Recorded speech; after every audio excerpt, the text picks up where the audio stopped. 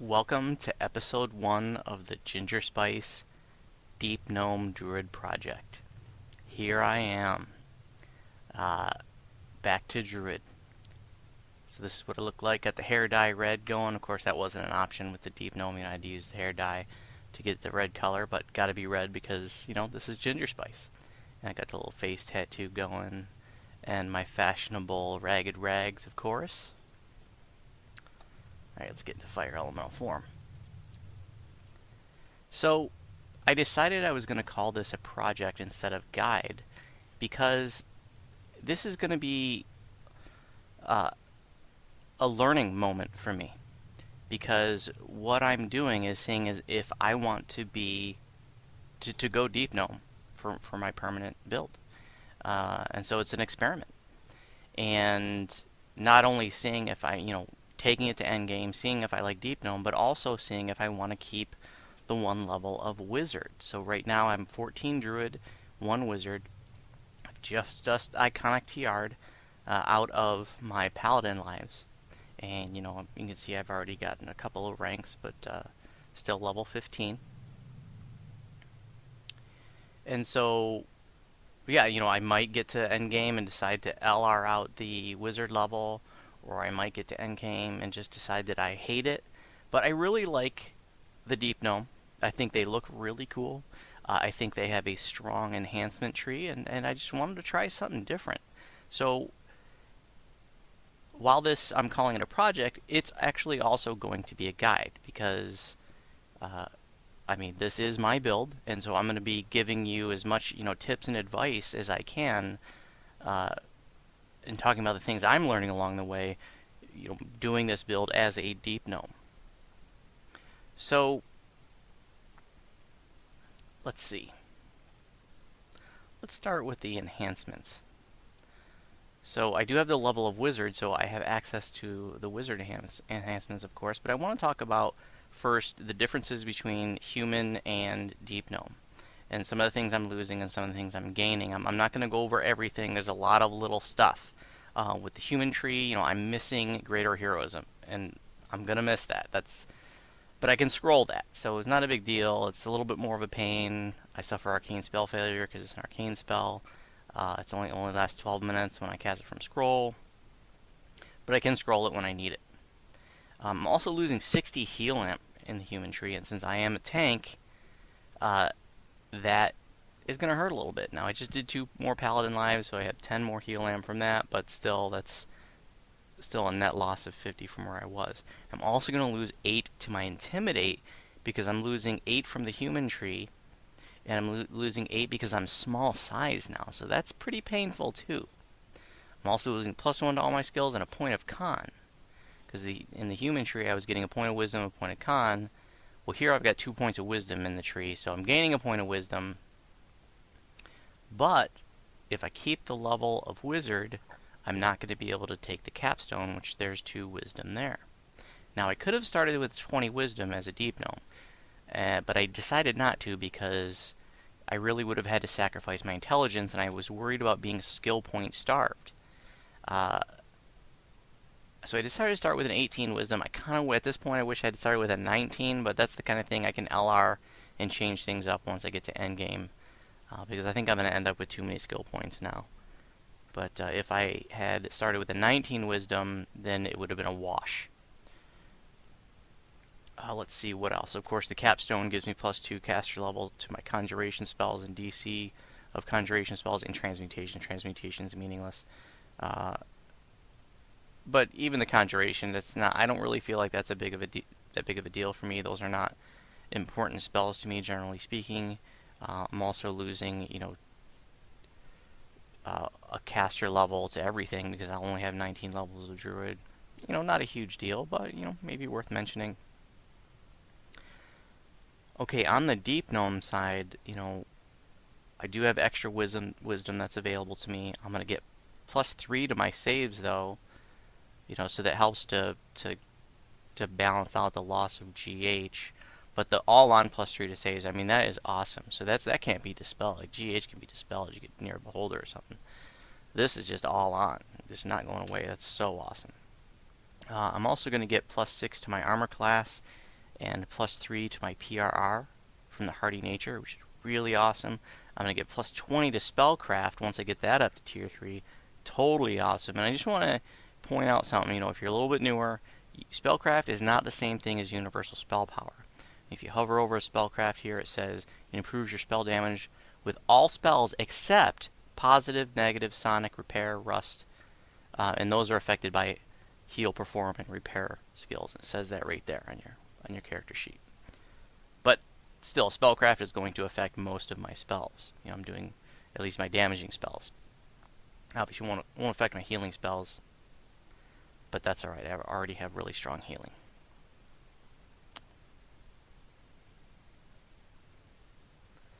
What else am I going to gain? I'm going to gain some dodge because I've got 1, 2, 3, 4 points of dodge that I can get from the tree here, as well as 6 points of MRR.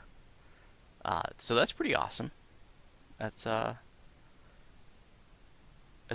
nice. And let's see. I'm also going to gain some action points because when I was human, I was spending 25 points in the human tree, but I'm only going to spend like 15 to 18 points in the deep gnome tree. And now those 3 that I'm not sure about is the nimble reaction. I'm not sure if I'm going to go for the 3 maximum dexterity bonus and maximum dodge bonus because I'm not sure I'm going to be able to benefit from that at endgame when I'm wearing the heavy armor. So that's something I'm going to have to wait and see. I definitely will take that if I'll benefit from that, because that's pretty huge. I'm going to mention what I took in the other trees before I talk about the Druid tree. So, the Eldritch Strike, I don't care about that. I just took it because I wanted to get this improved mage armor. That's going to give me a 10% bonus to my total armor class. That's really huge. This is going to get me, I'm going to be over 200 AC at endgame, with just looking at the numbers roughly. That's really awesome. I'm going to be more defensive with this configuration of the build for sure. I also decided to spend a few points here in Archmage. Here I've got Shield as an SLA. Now I do have Shield as first level wizard spell too, but that suffers from arcane spell failure, so kind of a pain. This won't suffer from arcane spell failure because it's an SLA. But by spending a point there, now I have access to this. This is 1% crit chance to acid, cold, electric, fire, force, and untype. So it pretty much covers almost every damage type that I do as a druid. So that's pretty freaking cool for 3 points. I get Shield as an SLA and 1% crit chance. I'll take it. Okay, Season's Herald. It's going to be really the standard, exactly the same as I've always done. The only difference will be is I'm going to pick up the action spell power boost since I don't have that in the human tree. I had a 20 boost, but I'm going to get a 30 boost in the druid tree. So that's pretty cool, and that's going to give me an extra 3 to my universal spell power because every point you spend in Season Herald, you get +1 universal spell power. Everything else will be exactly the same. I'll mention a couple things for those that are newer. And I have notes on my build post, but I want to mention some enhancements to stay away from. Lots of discussion on my build post about this, but do not invest in spell penetration as a druid. This is a little bit of a trap that newer players can get into. You don't really have any spells that need a spell pen check. You literally, as a caster druid, have 2. They're Word of Balance and Finger of Death. Finger of Death is a trap. Don't even bother with it. Yeah, you can make it effective in heroics, but you're never going to make it effective in epics on a druid. So my advice to you is don't even get in the habit of using it on a druid. Unless you're just doing a 1 to 20 life and you like it, that's fine. But if you're going into epics, just don't even get into the habit of using it on a druid. Don't buy spell penetration here or in the deep gnome tree. Oops. I thought there was spell penetration somewhere here. Oh, I guess not. Well, in any event, don't invest in spell penetration. This Nature's Warden, this is kind of dumb. It applies to a limited number of enemies, and it's only like 1 per second, so it's just a waste of action points. Efficient Meta Magic Heighten, that's 4 action points. I don't even use Heighten, but if I wasn't completionist, I probably would pick up that Meta Magic. But for 4 action points, 2 fewer spell points per casting, that's not a good return on investment in my opinion. I do like Autumnal Susurrus, so I'll probably pick this up later. You know, you have a 40% chance on being hit with cold spells, acid, negative, and electric spells, excuse me. And so that Earthquake counts as an acid spell. 40% chance to apply the shaking condition, which is -2 to their saves. So it's just going to, if they get hit with those spells, they're more likely to drop from Earthquake, for example. So that's pretty nice. If I have the points, I'll spend that. But if I don't, that's something that I can take off. Winter's Heart, I'll mention, this is deceptively attractive to people who are new, but I've experimented with it, and it's 5% chance to proc like basically a snowball swarm centered on you, and it just doesn't do that much damage. It's not worth the action points, in my opinion. I will be picking up Improved Meta Magic Maximize. That is a nice spell point savings. I'll pick up 1 point of Season's Greetings. The winter version, don't bother with Wand and Scroll Mastery. It's just not needed on the Druid. And I will be picking up Negotiator probably because it gives you 5 universal spell power when you go to tier 3, plus because you spent 3 action points in it, that's another 3 universal spell power because you get 1 universal spell power for every action point you spend. So 3 action points gives you 8 universal spell power. Also a little bit bonus to my bluff and diplomacy skills. I don't really care about that, but we'll fringe benefit there. Okay, enough about enhancements. This is going to be a long intro. On the feat side, I'm doing my usual lineup, so I won't talk about that. I'll just refer you to my build post. But one change is that just based on the gear that I had, I had the medium blue. I didn't feel like spending the extra dragon scales just to get the heavy for 4 levels. So I'm just going to use the medium blue. The heavy blue would be a better option, but I had that.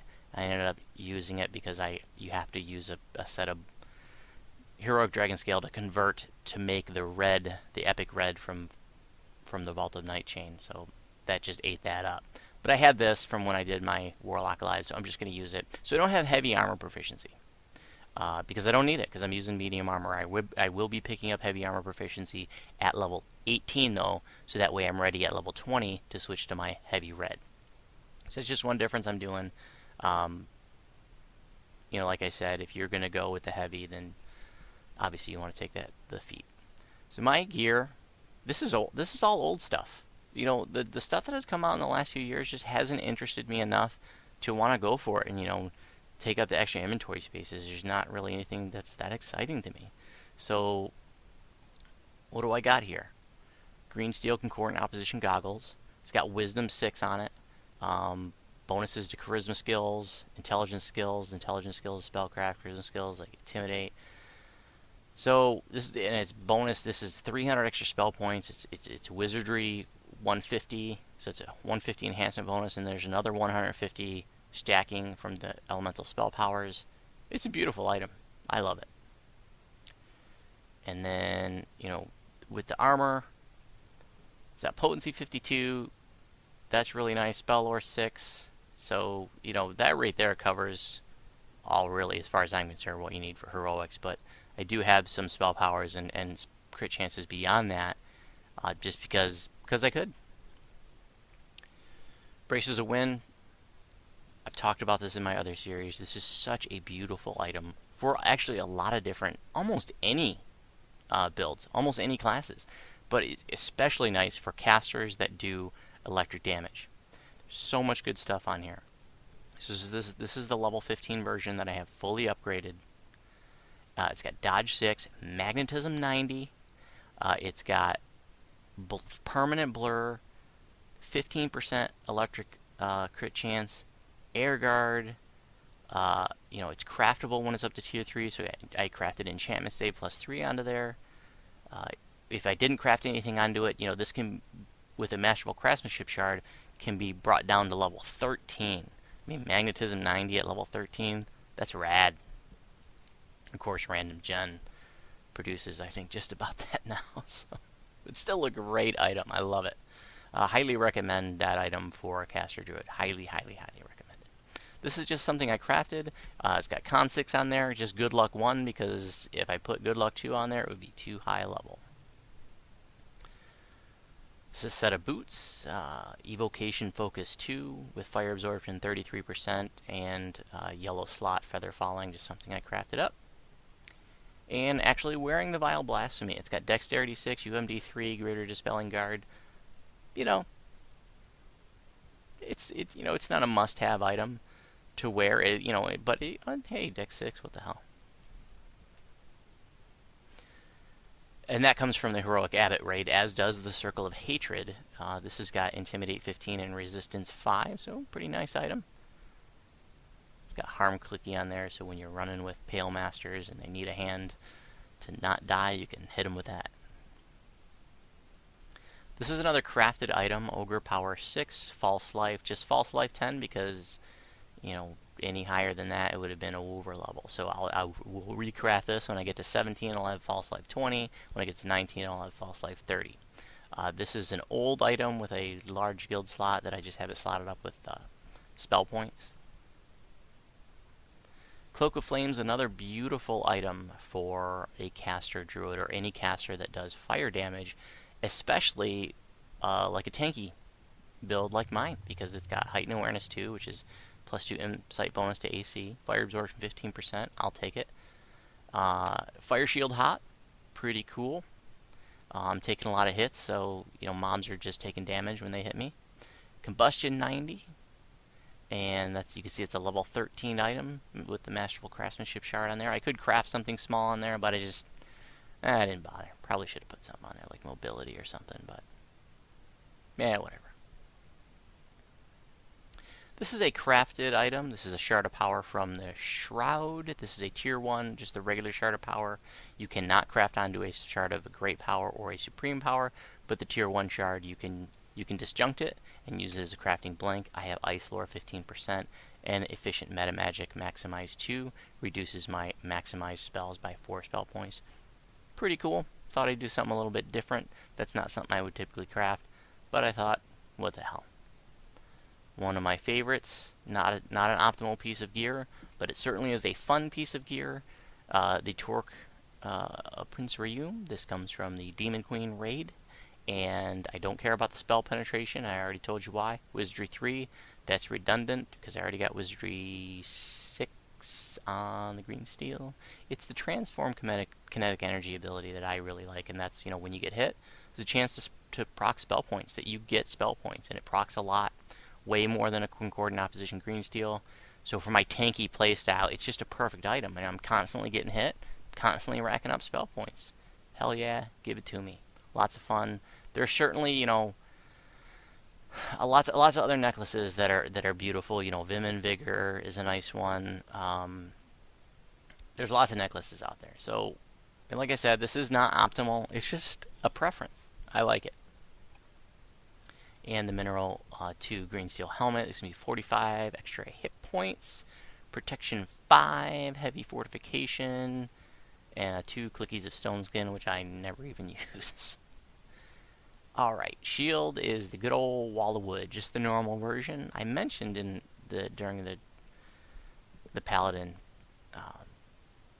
Gingergnome series that, I prefer the normal versions of both the Epic and the Heroic because they're a lot easier to farm, they're cheaper to buy, and they're lower level. If I had the Elite version, it would be level 17. I get to use this now, and yeah, the Elite version is better, but I have to wait 2 more levels, and then I don't want to have 2 different versions. I don't want to clog up my inventory and clog up my bank with a bunch of extra crap. Devotion 78, totally awesome. DR5 slashing. That's nice. That actually doesn't really mean a whole lot to me because I run an elemental form and I'm using elemental toughness, which gives me DR5, period. Natural armor 4, also that's not going to stack with the spider skin. Shield bashing 10%. I don't really care about that, but the devotion, it's just a nice shield. Druids don't have a ton of different shields that they can use.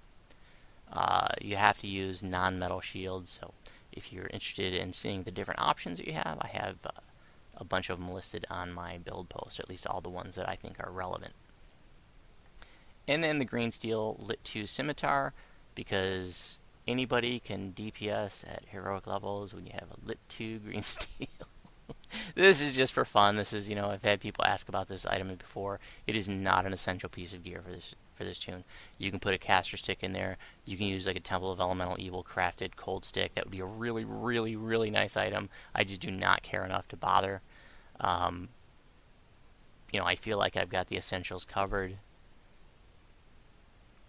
So I just want to have something fun to swing around. But, just get whatever you want.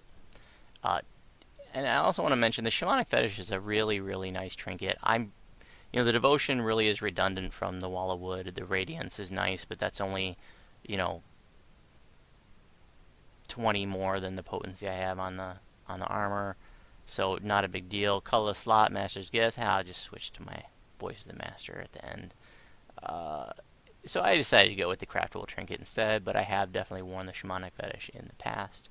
It just has marginal benefits, I think. Alright, let's do the damn quest. Siegebreaker. So I chose this quest because I have never done a video for this quest. At least I couldn't find one on my channel. I swore I did one, but I looked for it and I couldn't find it. Man, I can envision it too. I can envision the thumbnail image and me explaining the puzzles, but it's not there. I don't know. So now that I'm fully buffed up, let's take a look at where the stats are. 95 armor class, level 15 for a druid. Hell yeah. 76 PRR. Now I do want to mention, I am triple epic completionist, so I'm getting a lot of AC. Getting a lot of PRR from past lives. So this is not what, a tune that doesn't have a ton of past lives is going to look like. I also have a lot of heroic past lives too. I'm not triple. I am single heroic completionist. I'm not triple heroic completionist, but I do have, pretty much most of the ones that are going to, well, all the ones that are really meaningful, and some of the others as well. The epic past life stance I run with are Colors of the Queen, Brace, Skill Mastery, and Energy Criticals, and I use the Shardakai for my iconic past life stance.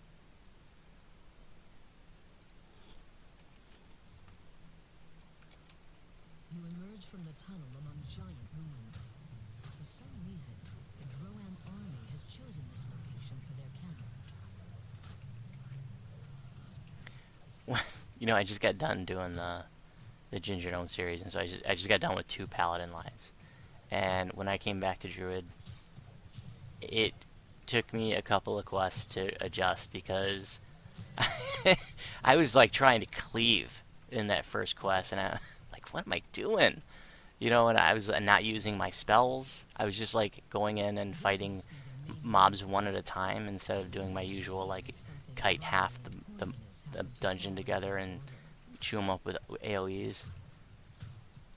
I was just like swinging my weapon with the aura going. I'm like, what am I doing? I can one shot all this crap with well, when it crits anyways, or when they don't make their save with the Call Lightning.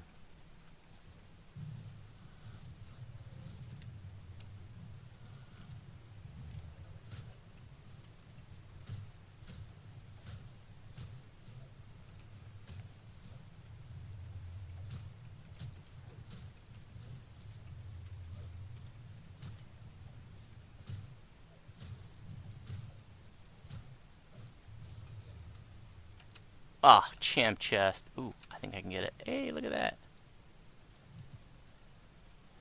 Buried.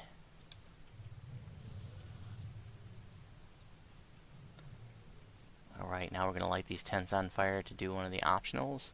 And I'll just mention again one of my favorite little toys, the Staff of Arcane Power from the Demon Queen raid. This has a multi-selector on it. So I particularly like the Globe of Invulnerability for Hound of Zoriat, which gets rid of the bees, Cone of Cold, and Fireball. Fireball like I'm going to use right now, but Cone of Cold and Fireball both nice and like, like Inferno of the Damned. But you never know when you need to chuck a Fireball or light something on fire.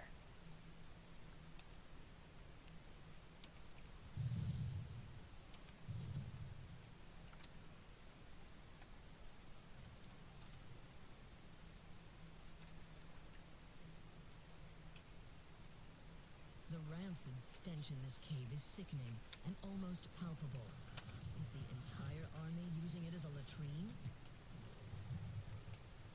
I try not to get into the latrine here because then you get the little stinky icon and you lose 2 charisma.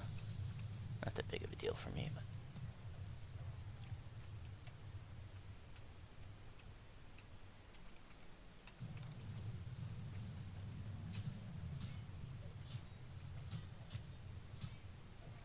okay, here you can click on that, you obtain an empty bucket, and if you never looked at it, it's the...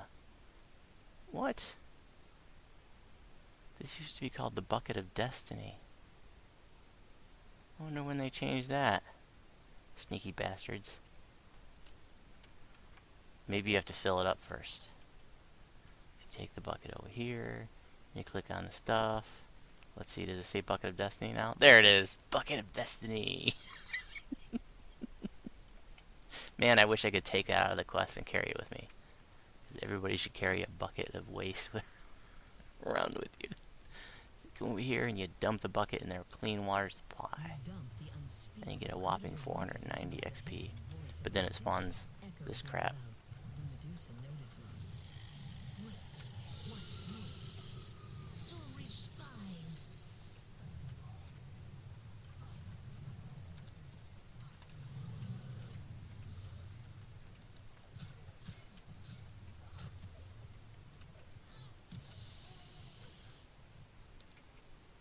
And then you get this chest here.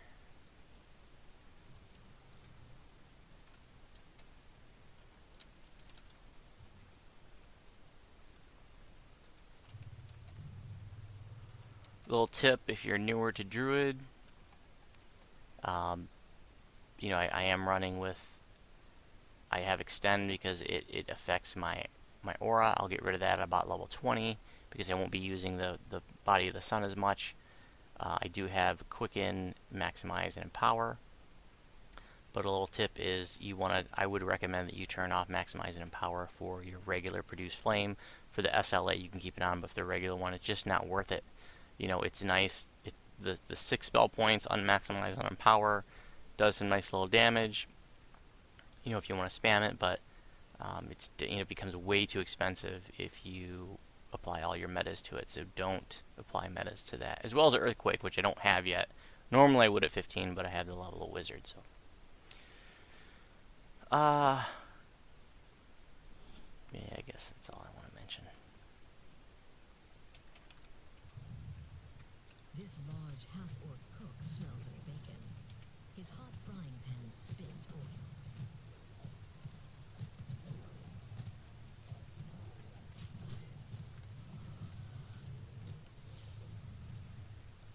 Champ chest.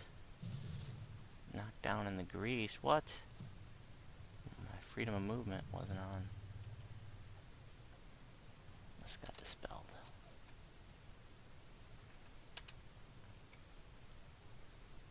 And then we can light up this final tent. Finish that optional. And to make this Medusa spawn.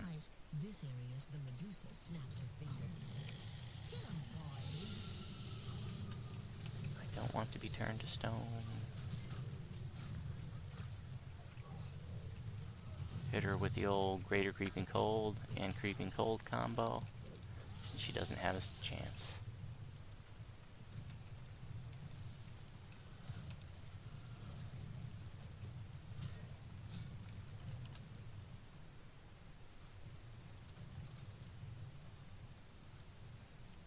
Soldiers have bunked down in this hallway.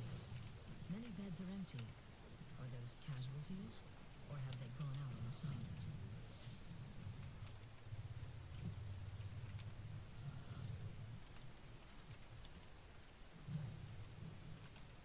This must be the army's arsenal. That's a lot of explosives for one room. How convenient.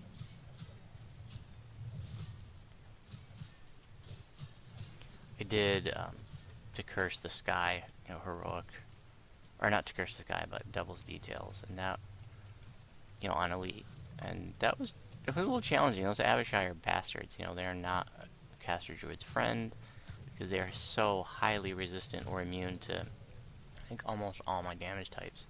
So it was a little bit of a grind. It wasn't too bad, but definitely, I'm kiting 20 Abishai together, and it takes a little bit while to ping them down. That's the biggest barrel of explosives you have ever seen.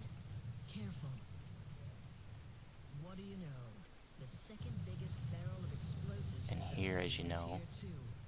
you get to play on the Animaniacs, Pinky and the Brain, with Brinky and Pain.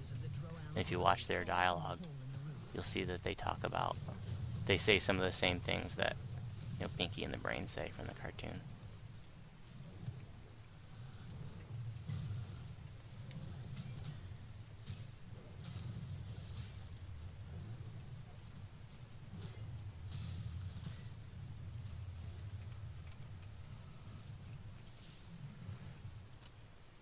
And it takes care of them. So if you're a caster druid, you want to run in elemental form all the time. I remember seeing, it was a while back, somebody saying they played a caster druid but didn't like to be in elemental form. And I mean, everybody can do what they want, but running in elemental form, you get lots of advantages. I like to do fire elemental form in heroic levels and then switch to the water elemental once I start doing like Shavarath and stuff. But you get, let's see. Well, I mean, you get +3 bonus to caster level and max caster level for fire spells, -3 penalty to caster level and max caster level for cold spells, which that's like Creeping Cold, Ice Storm. I don't really feel it. Like, they're still really, really strong, so not a big deal. But you get 10 racial bonus to saving throws against magical poison, racial immunity to natural poison, sleep, paralysis, and stun, 100% bonus to fortification. So, I mean, immunity to petrification, immunity to stun, 100% extra fortification that stacks. I mean, that's giant. I run in elemental form 100% of the time. Highly recommend that if you're a caster druid, you do the same. The hallway ahead are still asleep. They must be used to loud noises.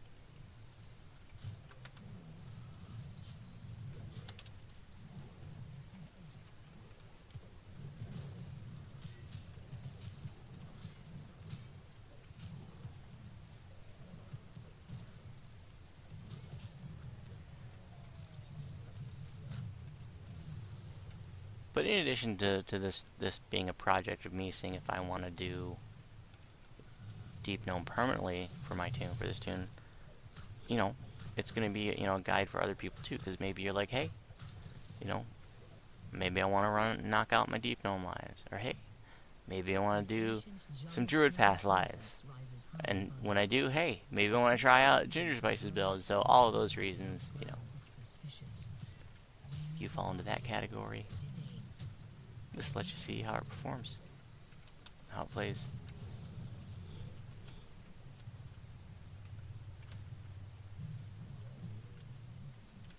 Did I not buff up, or did I get dispelled? I think I forgot to buff up.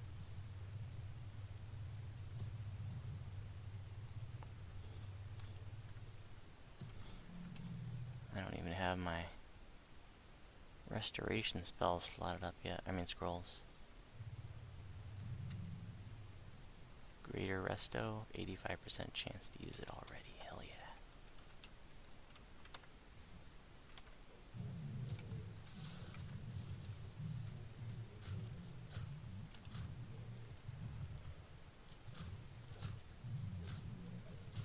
So, if you are not familiar with my build, I call it a caster healer quasi-tank. And, I use the term quasi-tank because, I don't really feel like I'm a true tank. And I remember saying, I think in sort of the video that I have of Don't Drink the Water,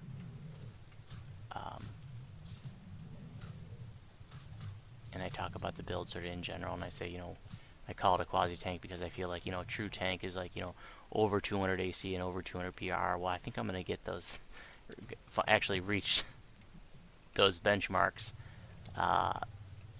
because of all my past lives and because of the bonuses that I'm getting from the way that I have it configured now with the deep gnome and the level of wizard. But I I still hesitate to call. I'm definitely not a true tank. I'm definitely not going to be standing up against like legendary elite swordjack. But short of legendary elites, I mean, you can tank, any epic elite raid bosses. Although, if you do want to get serious about tanking, some past lives are gonna definitely be helpful. And I will say that, I definitely wouldn't try to take like a first life version of this build and tank like the epic elite dragons and Fire on Thunder Peak. That after they made the attenuations to PRR, that puts it not out of reach, but it's really tough to get to that point where you can survive if you want to stay toe-to-toe with them even through the big buff. If you want to kite them for that final stage, that's a different matter. But I can survive their hits, but like I said, I am triple epic completionist, so I have a lot of extra PRR and stuff. So I just want to be real about, like, I'm not trying to say, hey, on a first life tune, you can go up against those guys on Epic Elite, because that's probably not going to happen. Okay, so these puzzles, if they piss you off, it's good to know that all you have to do when they start off all lit like this is just run around and hit each one of them. It's that easy. You're like, shit! I didn't know it was that easy.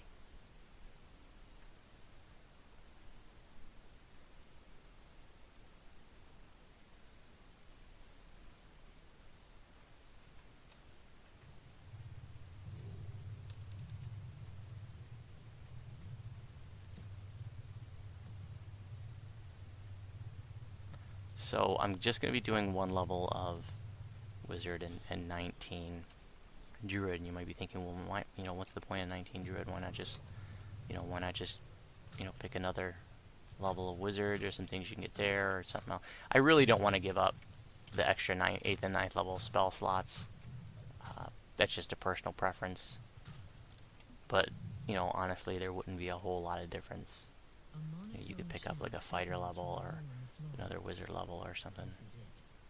Whatever. A withered and bent figure stands before you. Surely this confrontation will end quickly. A lot of people, ask me, well, what do you do about traps? They want to put 2 levels of rogue in here, which I would not advise. We survive traps. This build is meant to be very survivable, and we don't worry about them.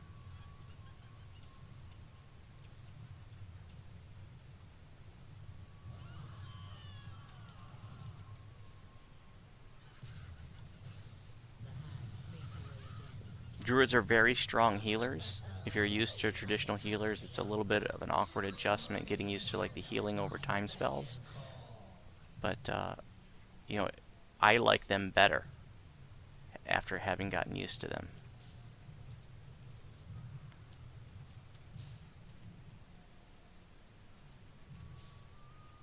And the tankiness of the build, lets you take on raid bosses, and like I mentioned earlier, I like to kite half the dungeon together. There's not a lot of stuff that can be kited in here, but just generally speaking, you can face an army of mobs and stand up to them and just let your AoEs chew them up, and you're fine. And that's a component of the build, or an aspect of the build, that I think new players will really appreciate, because new players often feel squishy and they have problems with survivability, but there's so much survivability built into this that it sort of acts as a buffer, if you will. It makes it a little more noob friendly.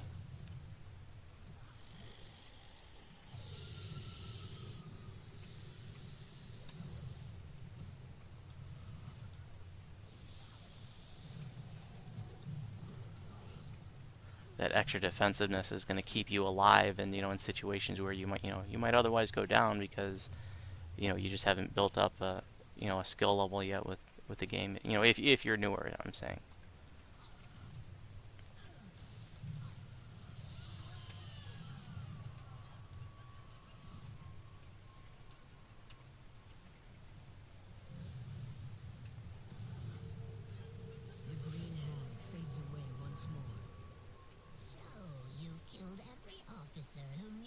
mission.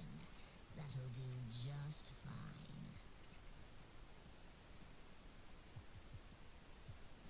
I'll leave you now, but here's one last thing to remember me by. Behold the might of Druid!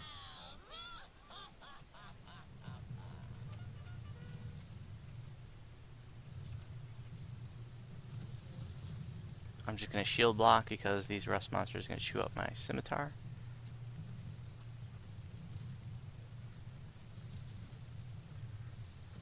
And let the aura and the ice storm chew these guys down.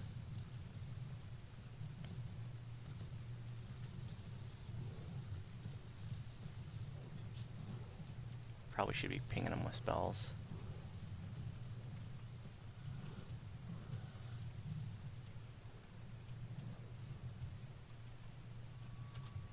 Champ chest, thank you. I don't know what's going on there. It's like I killed them, but they're not coming off their mounts. Ah, whatever.